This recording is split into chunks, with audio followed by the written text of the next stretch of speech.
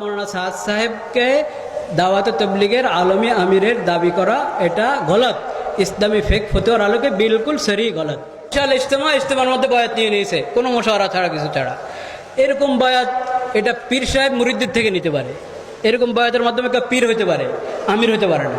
ইদানিং শোনা যায় অনেক ভাই দেখা যান নিজেরা খুব গীবত শেখায়ত করতে থাকেন, গালমন্দ করতে থাকেন, কিন্তু উল্টা ওলামায়ে কেরামের উপর আপত্তি করেন যে ওনারা গীবত করে।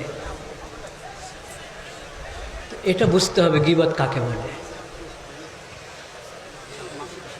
কোনো আলেম, কোনো মুফতি দ্বীনি দায়িত্ব পালনের জন্য, শরঈ হুকুম বলার জন্য কারো ত্রুটি যদি উঠিয়ে ধরেন, উপস্থাপন করেন, এটাকে গীবত বলে না। এটা শরঈ দায়িত্ব, এটাকে বলে নসিহা। একটা শব্দ হলো গীবাহ, আল গীবা।